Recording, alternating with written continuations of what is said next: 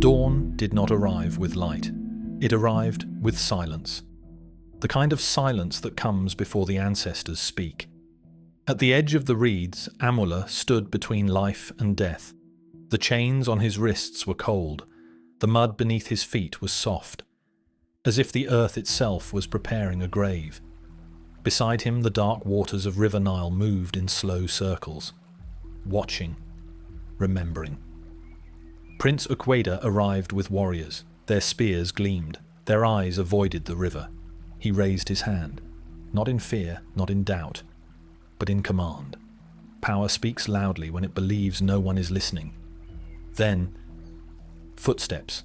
Princess Nyamutoro stepped forward, her dress torn, her feet bleeding, her eyes unafraid.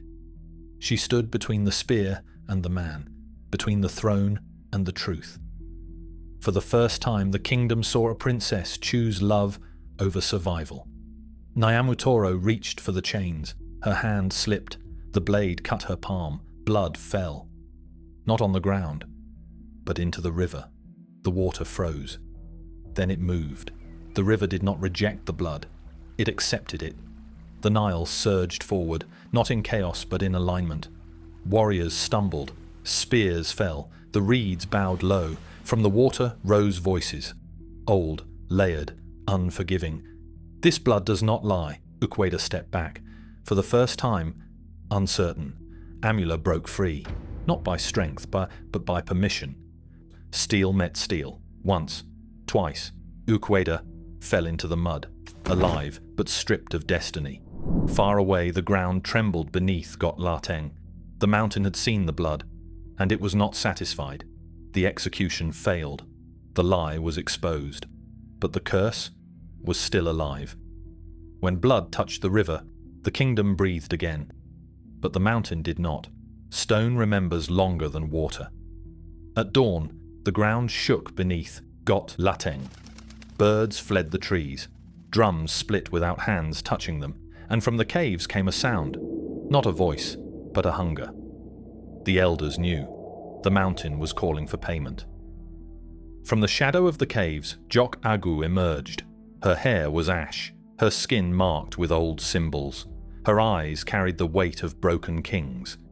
She smiled, not with joy, but with ownership. The river has spoken. Now the mountain must eat. King Alwarunga lay weak. Prince Ukweda was fallen. The throne stood empty, watching. The people gathered below the mountain. Fear replaced loyalty. A throne without truth always attracts monsters. Jok Aguu raised a carved staff. Charms rattled. Ash fell like rain. A life was promised. A royal life. Gasps rippled through the crowd. Eyes turned, not toward the fallen prince, but toward the Queen Mother. Queen Makiana stepped back. Her mouth opened, but no command came out. For the first time, power had no answer. She understood then. Witchcraft borrows loyalty, but always collects interest. The ground split. Fire breathed from the stone. Makiana screamed, not for mercy, but for remembrance. She fell into the fire beneath Aguu. The mountain sealed itself, satisfied. Far below, the waters of River Nile slowed. Blood reached it, and the river carried it away, not in anger, but in closure. Jok Aguu laughed. The payment was made, but the mountain did not answer her. Because witches forget one thing. The ancestors do not serve intermediaries. The sacrifice was complete. The curse weakened. But one truth remained. The witch still breathed. The mountain had eaten. The river had spoken. Now the kingdom waited to see who would remain standing. Jok Aguu stood at the mouth of the cave. The fire behind her had gone silent. The charms on her staff stopped rattling. She listened for the mountain. It did not answer.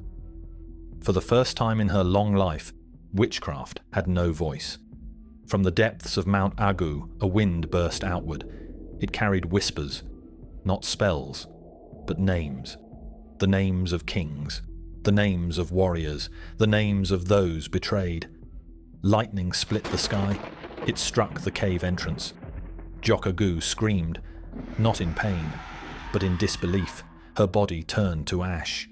Her staff cracked in two. Witchcraft ended where it tried to rule far below. The waters of River Nile smoothed. No voices rose. No shadows moved. The river had said all it needed to say. The elders gathered. Their staffs touched the earth. They did not look to bloodlines. They did not speak of clans. They looked at Alur, a man chosen by truth, by love, by survival. Nyamatoro stepped forward, no fear in her eyes, no doubt in her hands. She lifted the crown, heavy with history, and placed it upon his head. Not as a reward, but as a responsibility. The drums returned, not in celebration, but in remembrance. Gotlateng stood silent. The Nile flowed on, and the kingdom learned at last that power taken by blood will rot, but power chosen by truth will endure. This is not a legend. It is a warning. As long as Gotlateng stands, the ancestors are watching. Composed by Johnny Ellens.